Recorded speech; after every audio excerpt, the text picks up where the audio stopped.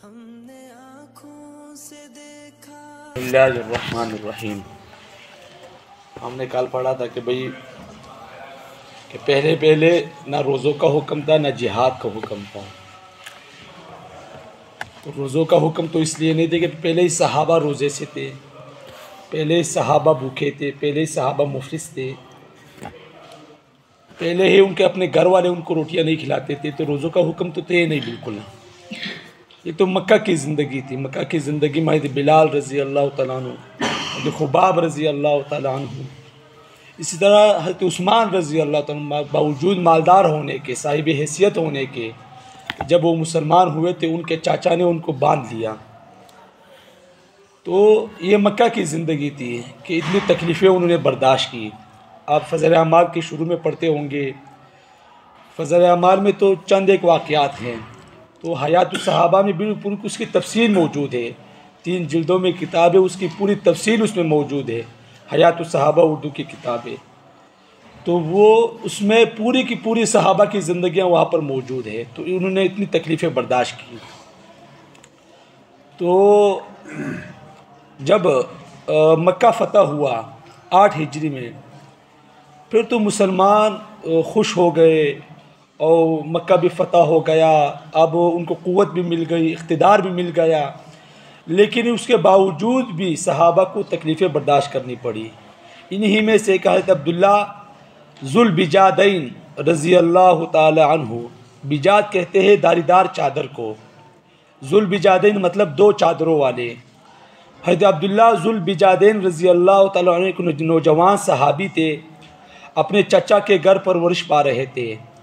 तो जब उन्होंने कलमा पढ़ा तो चाचा ने सख्ती की ताकि कलमा छोड़ दे। जब उसने कलमा छोड़ने से इनकार कर दिया तो उसकी रोटी बंद कर दी और उसको तकलीफ़ें दी।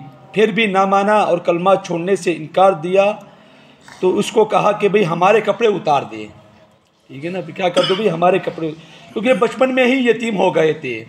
तो उनके चाचा ने उन्होंने परवरिश की और फिर वो मालदार भी थे, चुनांचे उसके कपड़े उतरवा लिए। करीब है कि गिरा हुआ मकान था, बेचारे नंगे धड़ंग इसके अंदर दाखिल हो गए।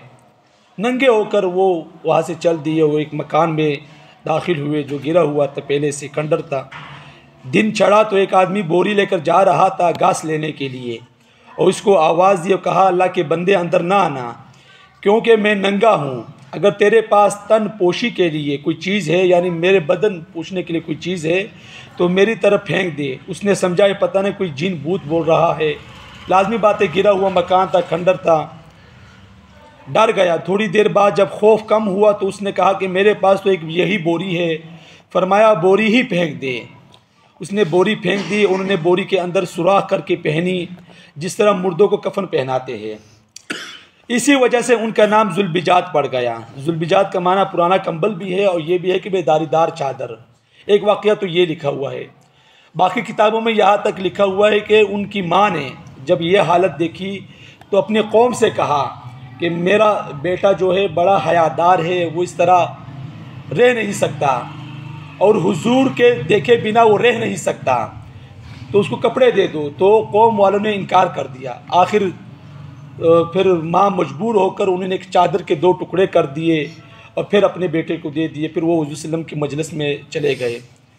तो सहाबा ने बहुत ज़्यादा तकलीफ़ें बर्दाश्त की, किस लिए भाई, इस दीन के ख़ातर कि इस दीन को हम तक पहुँचाया है। फिर एक मौका आया, फिर वो जिहाद के लिए गए ग़ज़वा तबूक में। फ़ज़ल अमाल में आप पढ़ते भी होंगे।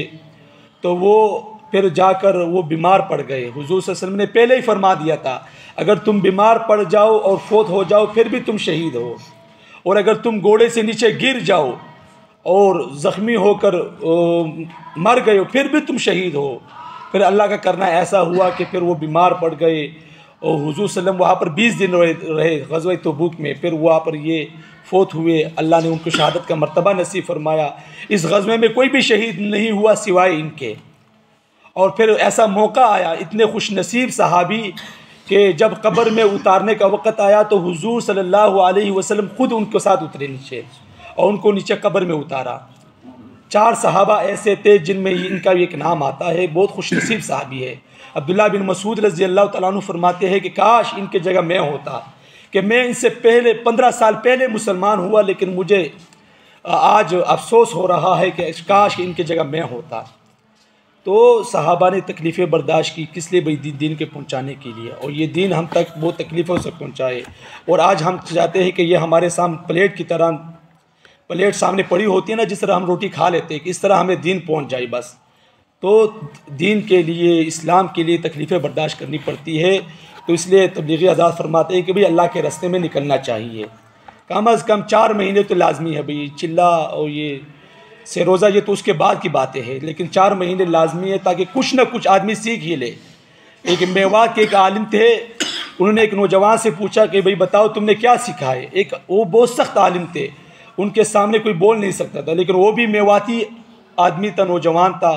उसने कहा कि भाई मैंने 4 महीनों में सब कुछ सीख लिया है, मैंने 4 महीनों में सब कुछ सीख लिया है।